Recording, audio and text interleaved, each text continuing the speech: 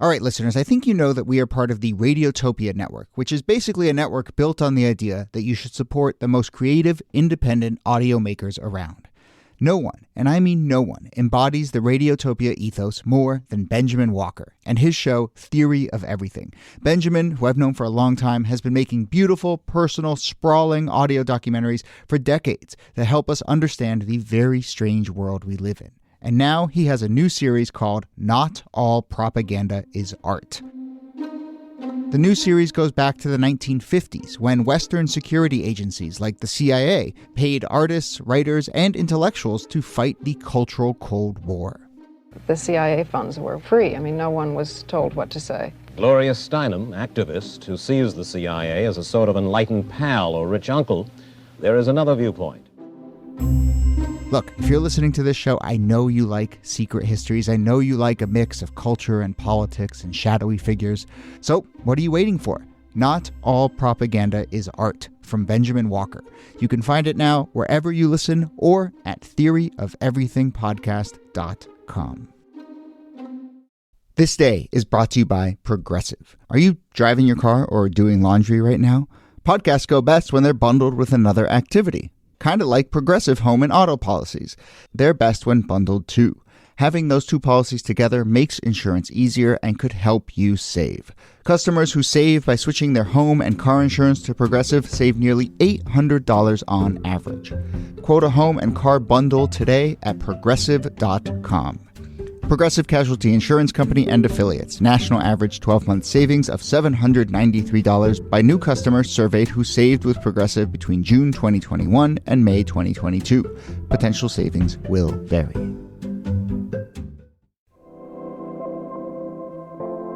Hello and welcome to This Day in Esoteric Political History from Radiotopia. My name is Jody Avergan.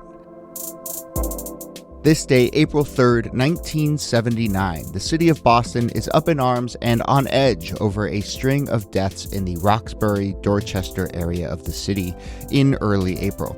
Around the same time, there were also a number of protests in reaction to these murders, about 1,000 people or so gathering on Boston Common to advocate for the victims of these murders and their families. The victims were black women. In the end, the number of women murdered would reach 13, all but one of them black women. This wasn't the work of one killer. A number of people would be arrested for these murders. There's still a little mystery about some of the facts in this case, but they were connected in that they revealed something about Boston and society at the time, and that's what we want to talk about with what came to be known as the Roxbury murders. We are not a true crime podcast, but what's interesting here is the community response and how it interacted with race and class and politics of the time. Especially these groups that emerged, these black feminist groups like the Combahee River Collective, who responded forcefully in this moment and used it as a way to raise longstanding concerns about some of the more structural political issues in the city. So, here to discuss that, as always, are Nicole Hammer of Columbia and Kellie Carter-Jackson of Wellesley. Hello there. Hello, Jody. Hey there. Kellie, lots of Boston names in here, so you're going to have to correct us as we mangle the no, it's a lot. pronunciations. She's like, it's not Dorchester, it's Doosta. Right. You are our Boston native here. So yes, and I used to live in Dorchester. There you go. So I don't know. I mean, let's actually start. I mean, look, we want to talk about the victims here and talk about the tragedies here. But I do think we all came to this story as really a story about the Combahee River Collective, this organization that I think found its moment here of advocacy, but certainly was an organization talking about existing issues. So, Kellie, what do we know about them? So this organization is really quite special in that there were certainly other Black women-centered organizations, Black feminist organizations at the time. But this collective is unique in that it's women who are coming together to fight against this particular set of violence that is really being ignored by the public or by the mainstream media. No one's really covering uncovering these murders or investigating like why these Black women are going missing.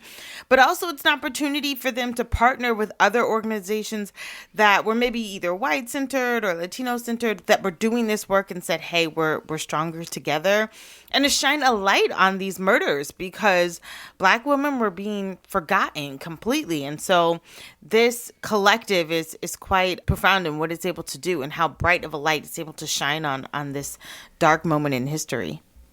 And just to put it in the larger context of the time, you know, the feminist movement, as it was understood on the national scene, was largely a white middle-class women's movement. Mm-hmm. And when it came to the Black activism of the era, particularly in the late 60s and early 70s, these were organizations led by Black men. And so Black women were creating these spaces where they could organize and they could center the lives of Black women. What was so interesting about the Combahee Collective is that it is also a socialist collective. Yeah. And so they're intervening in a conversation, too, that was often putting race and class against one another. You know, there were plenty of socialist groups who said, well, we shouldn't be paying attention to race. Like, the real dividing lines in society are class. And the Combahee River Collective is like, you guys, it's all of them. All of them matter. They all intersect. Yes. We got to pay Class, attention to race, all of them. gender.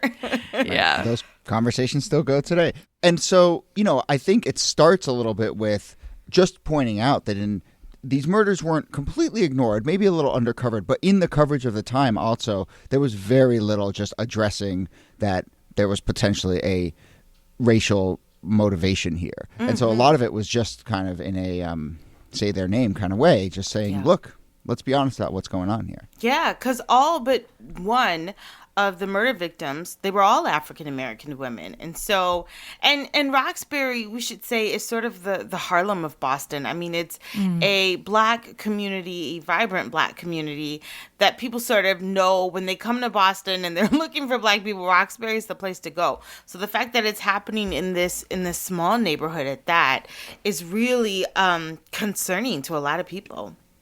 And not just a small neighborhood, a really small radius for these 13 murders. They happen over the course of like 4 or 5 months, and they happen really within a 2-block radius. So these are people who are being targeted. And the fact that the media aren't pointing out the commonality among pretty much all of these victims, that they were women, they were fairly young women, they ranged in age from like 15 to the mid-30s, and that they were all Black. I mean, that was something that it took an effort to call public attention to. Mm-hmm.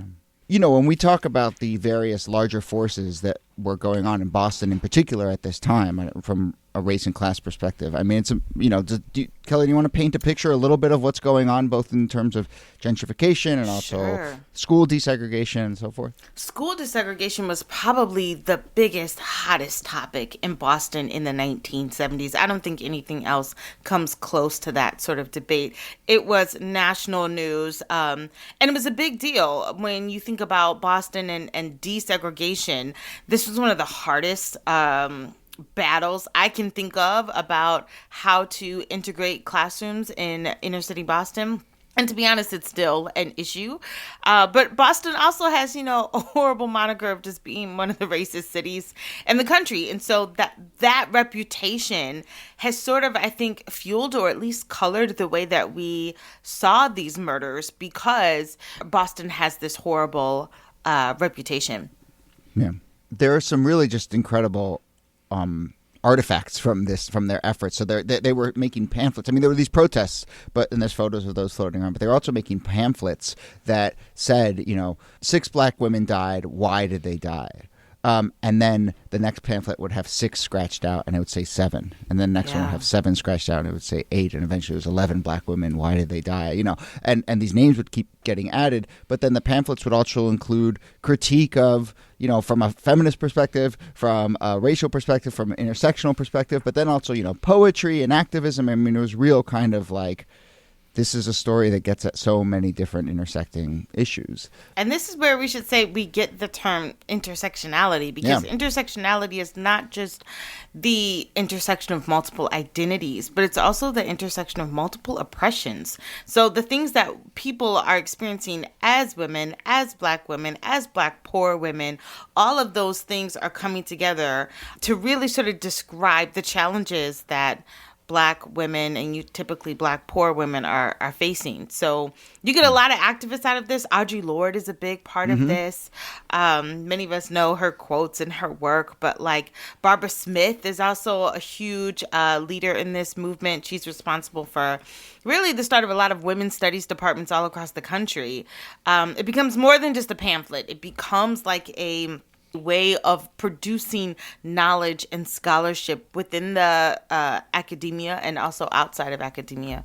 The pamphlet, one of the quotes from the pamphlet says, "In the Black community, the murders have often been talked about as solely racial or racist crimes. It's true that the victims were all Black and that Black people have always been targets of racist violence in this society, but they were also women. Our sisters died because they were women, just as sure as they died because they were Black."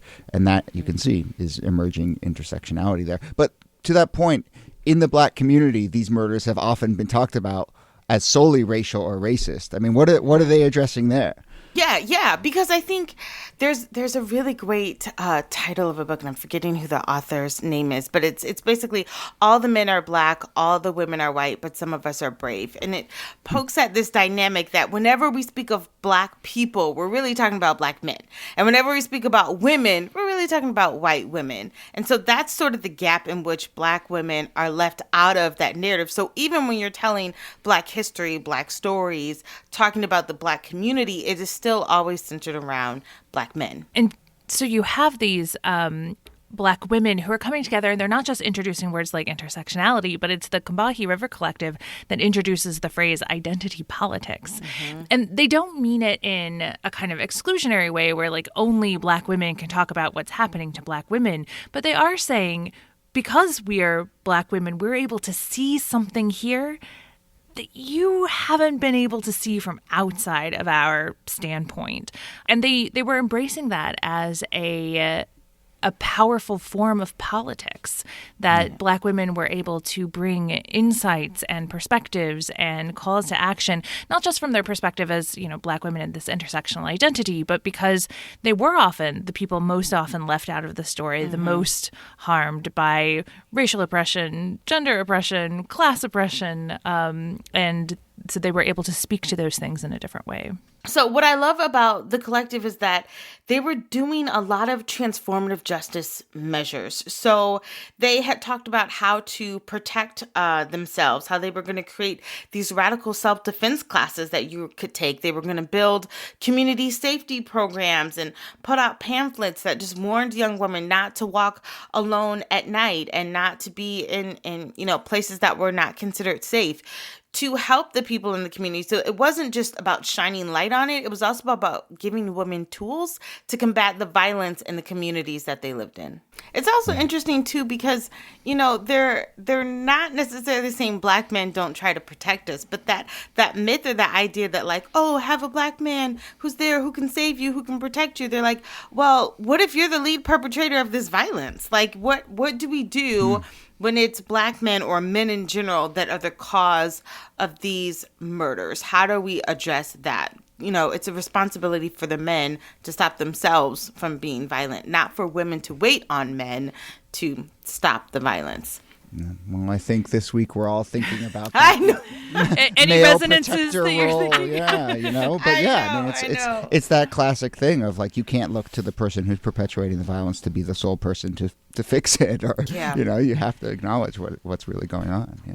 We should call attention to one other intersecting identity here, which was that this is not just Black socialist women, but it's Black socialist lesbian women. And so sexuality plays a role here, too. And I think it plays into that critique of you can't just wait for a man to come along and defend you, not just because men are often perpetrators of violence, but because sometimes your family relationships don't include men. Yeah. It's also historical in the sense that when you think of the Combahee River Collective, this is based off of Harriet Tubman and what she does during the Civil War when she helps to rescue and free about 800 enslaved people. And it's the only time in which you have a Black woman not only serving in the Civil War, but leading men into battle. And it's so that sort of like metaphor or idea of thinking about Harriet Tubman as a savior, as someone who rescues these people, is also what the collective was trying to do too.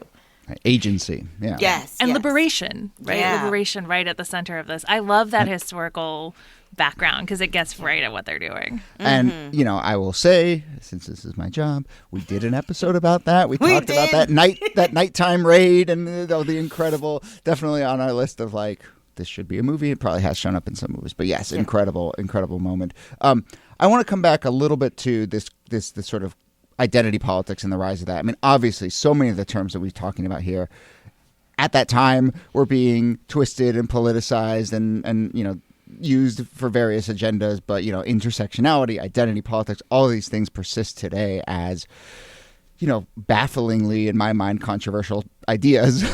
But, you know, it's so important, I think, to go back to the original words here. I mean, if we're talking about this is the root of where we get this idea of identity politics, the statement in which they lay out the idea of identity politics, you know, reads in part, it says, we believe that the most profound and potentially most radical politics come directly out of our own identity.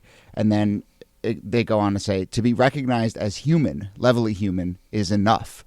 And, you know, I'll just say, like, that strikes me as such a non-controversial thing to say, that, like, your identity is where the conversation begins. And obviously, you know, for all sorts of reasons, I'm not being naive here, identity politics has been twisted and so forth. But sometimes you just go back to the original thing here, and it's quite, as radical as it was, it's also quite simple and quite logical. Yes. You know? I love what comes right before that, which is, you know, we reject pedestals. We reject queenhood and walking 10 paces behind. So it's like, we don't want to be like this aristocracy. And at the same time, we don't want to be at the bottom. Like, we just want to be human beings. We just want to be recognized for the fullness of our humanity, which I think runs counter to, like, when we think about white womanhood, there's such a pedestal in terms of beauty aesthetics and virtue and purity. And when we think about, like, the early 20th century and how a lot of lynch culture was surrounded around the virtue of white women and rape and sexual assault, like, they're like, no, we reject that.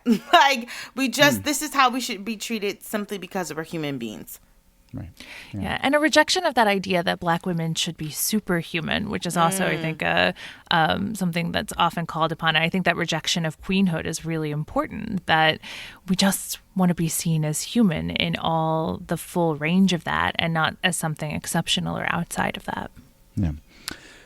As we wrap up, to come back to the murders here and the women and victims at the heart of this. I mean, the women were, you know, they ranged in age from 15 to 34, most of them in their teens and early 20s.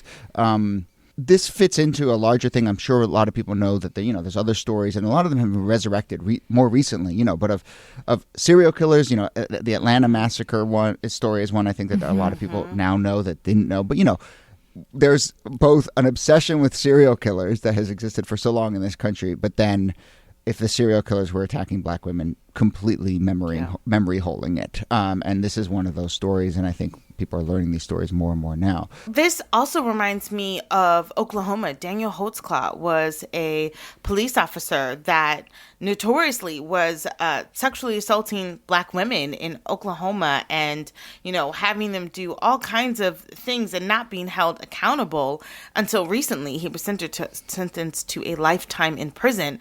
But it took a long time for that story to get traction, for people to believe that these women who had been sexually assaulted were not lying.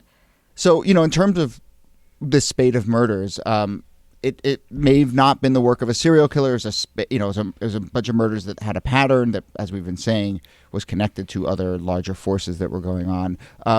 But a lot of it also seems to still be a little bit unsolved and up in the air. And I think, you know, probably a result of when you don't pay attention right away, stuff starts to fall through the cracks. And what kind of resources are directed at which crimes? I mean, we've talked about this before or folks talk about this as the missing white woman syndrome, where depending on who the victim is and how much sympathy is ginned up, that's how many resources are put towards solving a crime. And so it's a broader structural issue. Yeah. Do go look at some of these, you know, pamphlets and artifacts. It's just really fascinating history, and there's a lot more out there about this moment in Boston. But Nicole Hammer, thanks to you as always. Thank you, Jody. And Kellie Carter-Jackson, thanks to you. My pleasure.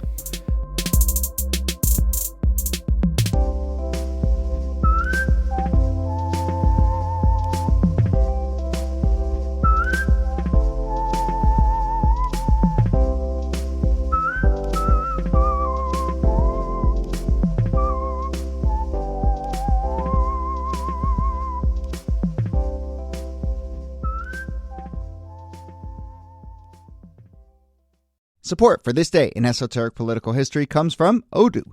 What is Odoo? Well, Odoo is the only software your business will ever need. Featuring a suite of integrated business applications, Odoo connects your business operations together so you can get more done in less time. Odoo has apps for everything: CRM, accounting, sales, HR, inventory, marketing, manufacturing, you name it, Odoo's got it. To learn more, visit odoo.com/thisday. That's odoo.com/thisday. Radiotopia.